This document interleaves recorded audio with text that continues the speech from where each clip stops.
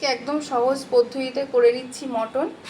এখানে মটনটা রেখে দিয়েছি, আর এইদিকে আদা পেঁয়াজ রসুন ঝাল রেখে দিয়েছি। এটা মিক্সিং জারের মধ্যে এবার এটা পেস্ট করে নেব। আলুটা কেটে রেখে দিয়েছি, এবার আলুটা ভেজে নেব আগে। আলুগুলো ভাজা হয়ে গেছে, এবার ওই তেলের মধ্যে দিয়ে দিয়েছি পেঁয়াজ, আর কিছুটা পেঁয়াজ এই যে পেস্ট করে নিয়েছি এর ভিতরে দিয়ে দিয়েছি আদা পেঁয়াজ রসুন লঙ্কা টমেটো আর কয়েকটা গোলমরিচ আর একটু জিরে। পেঁয়াজটা ভাজা হয়ে গেছে, এবার এর ভিতরে করে রাখা মশলাটা দিয়ে দেব।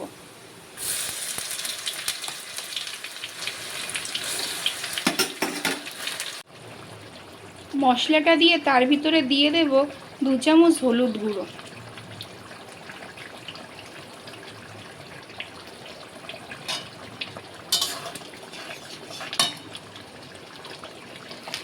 এবার লবণ দিয়ে দেব।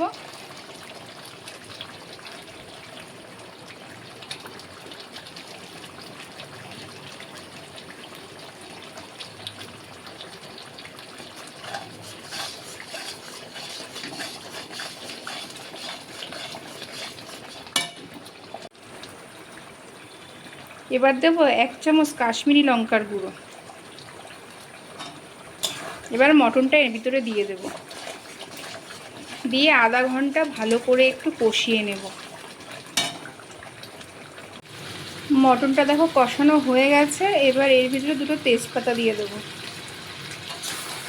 এদিকে গরম জল করে রেখেছি, একটা হাঁড়ির ভিতরে গরম জল করে রেখেছি, জলটা ঢেলে দিয়ে 30 মিনিট ঢাকা দিয়ে রেখে দেব। 30 মিনিট পর ঢাকনাটা খুলে নিয়ে এবার আলুগুলো এর মধ্যে দিয়ে দেব।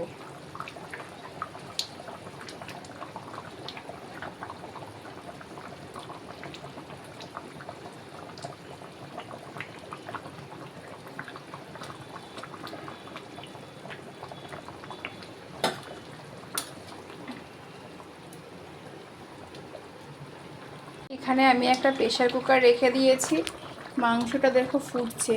যেহেতু আমার হাতে সময় খুব কম, দুপুর হয়ে গেছে প্রায়, জন্য প্রেসার কুকারে দিয়ে 2টো সিটি দিয়ে নামিয়ে নেব। তোমরা চাইলে কড়াইতেও করতে পারো।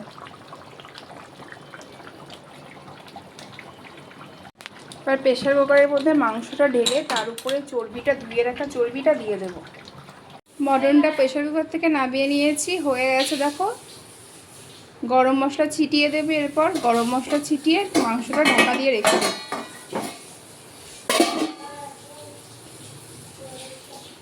এবার গ্যাসটা অফ করে দেবো।